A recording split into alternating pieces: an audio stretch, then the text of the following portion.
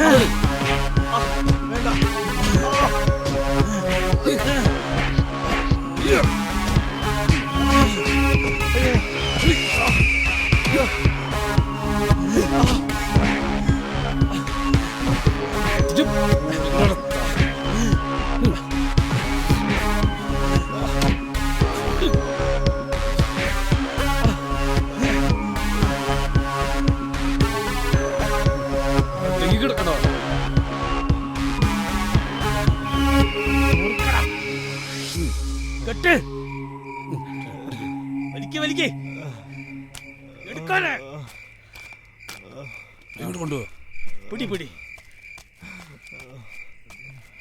എവിടെടാ? ഇങ്ങോട്ട് ഇടോടെ ഇങ്ങോട്ട്. എങ്ങനെ കിടക്കാം? നിർത്തി കിടത്തി ട്രാക്കിൽ. ഓക്കെ, അയച്ചോ, കട്ടയച്ചോ, വേഗം വേഗം. ഓനെ ഞാൻ എടുത്ത് കൊണ്ടുപോയിക്കോളും.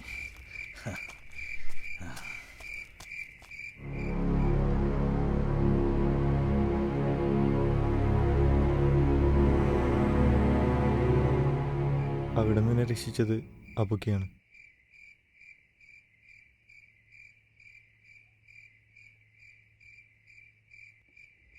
ജാബിറേ, മനസ്സ് തുറന്ന് സംസാരിച്ചാലേ കുറച്ച് ആശ്വാസം കിട്ടും. ഓരോരുത്തരുടെ ജീവിതത്തിനും ഓരോ ലക്ഷ്യമുണ്ട്. നമ്മളൊക്കെ എന്ന് പറയുന്നത് ഒരു നിയോഗ.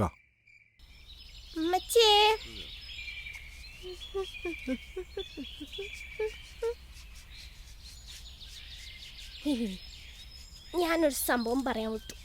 എന്ത് സംഭവം? ഇന്ന് വലിയൊരു സീനുണ്ടായി. ഇന്ന് അവിടെ നിന്ന് ഒരാൾ രക്ഷിച്ചു. ഇന്ന് വലിയൊരു ഇൻസിഡന്റ് ഉണ്ടായി. അതായത് ഗ്രൗണ്ടില്ലേ, നമ്മളെ ഗ്രൗണ്ടിൽ കളിക്കണേ, ആ ഗ്രൗണ്ടിൽ കുറച്ച് ചെക്കന്മാർ ഇന്നെ തടഞ്ഞു നിർത്തിയിട്ട് എന്താ പറയാ, ഇങ്ങനെ മറ്റേ റാഗ് ആ സംഭവമല്ലേ.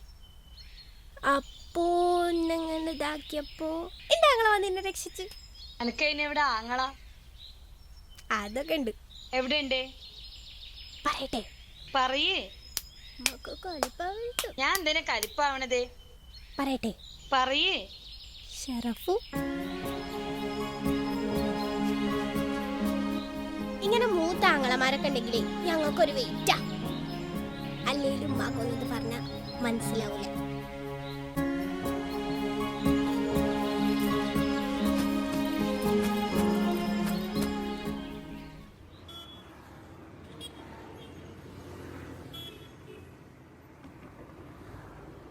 പള്ളി തിരി പള്ളി